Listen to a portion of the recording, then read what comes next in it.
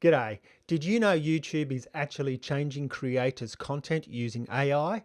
Now, I'm not talking about simple compression filters and making things look a little bit better. I'm talking about actually changing the way people look, smoother skin, changing lighting conditions, removing wrinkles, and even warped ears. So YouTube, without the permission of creators, is changing the perception of reality using AI. Let's get into it.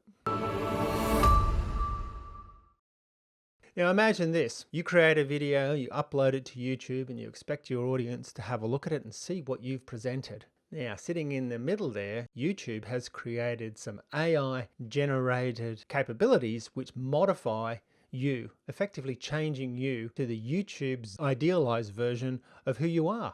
A YouTube 2.0 in fact. Now is this better or worse? We don't know. The point is it's not you. And they're doing this without telling the audience and without telling the creators. Well, this phenomenon came to my attention through an article, and I'll leave a link in the description to that if you want to check that out. But it talks about how Rick Biato's videos have been changed in a way that he wasn't aware. Now, Rick Biato is a very popular YouTuber. He talks about music. He has over 2,000 videos and about 5 million subscribers.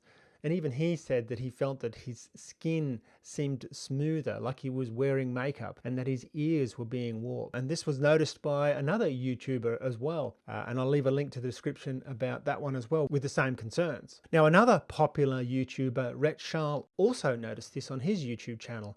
His skin was also smooth, his voice was changed, his ears were warping, and other AI generated artifacts. He was so concerned about it, he created a YouTube video, which I'll leave a link to in the description as well, on this particular subject. So this isn't just happening to one or two, it's happening to many, many people out there who are YouTube creators. So the question then is, do we know the difference? Now the issue is broader now, and it's been posted on social media with multiple creators and consumers complaining about it as of June 2025. Now YouTube did respond to this, and I'll read it to you. It's what Rene Ritchie said, YouTube's head of editorial and creator liaison, and he says, "We're running an experiment on select YouTube shorts that uses traditional machine learning technology to unblur, denoise and improve clarity in videos during processing, similar to what a modern smartphone does when you record a video." So what do I think about YouTube's comment? Well, I think using a smartphone to filter and improve images is something that the user has complete control over. And in the case of what YouTube is doing,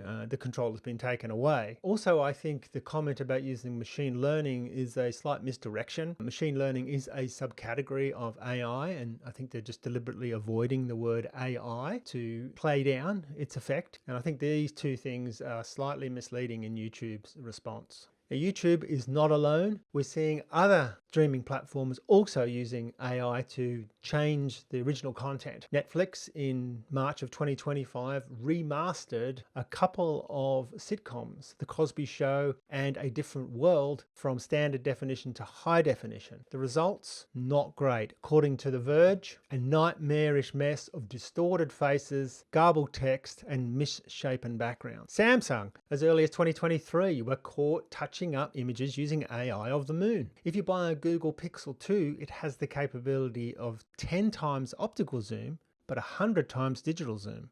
And it does that using power of AI.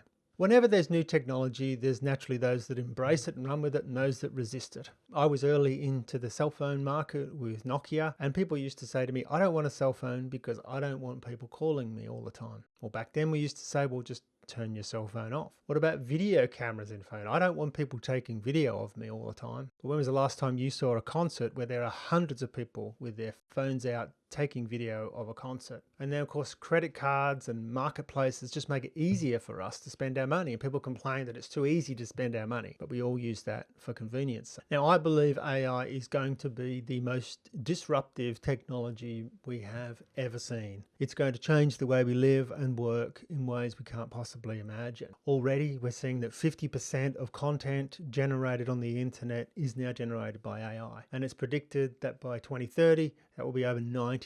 So is that a medium we want to embrace? Is the AI content something we want to consume? AI is being incorporated into cars for self-driving. What are the issues there? Well, you don't have a responsible person at the wheel. You don't have someone who in effect could be fined or jailed for their bad behavior. You just have an AI. which literally can be deleted and another one put on. There's no consequence. If you're a user of ChatGPT or any of the other generative AI tools, you know how useful they can be, but they're also prone for hallucinations or direct lies. And the problem with those lies is they can go unnoticed and they can become facts, and those facts can be re-referenced. And these re-referencing can go on and on and on, and it becomes a fact just because it's so well referenced, isn't based in any truth or reality. This could be like a cancer for information that's in a digital form on the internet, where we don't know the truth versus reality. And I think this is the fundamental problem that we have with AI generated content, and content that's intended to be representing a creator accurately and then is being modified away from that intention. And it's being done without the creator's consent and without the consumer's consent. For me personally, I like to know that there's a real person that I'm engaged with. I like to see AI tools to come in and help me be more effective and more productive and to perform better as an employee or even as a person. But I am concerned that the choice is being taken away and it's being put increasingly into AI, which is ultimately controlled by a large corporation and a large platform. I believe there's a positive future for AI. My concern is how challenged we're going to be with AI, the frontier, and how disruptive it's going to be for all of us. Now, if you want to stay up to date on all the trends in AI and technology, then please subscribe to this channel. Add a note in the description. We'd love to hear from you. Also, check us out on our weekly updates on LinkedIn. I hope that helps, and thanks for watching.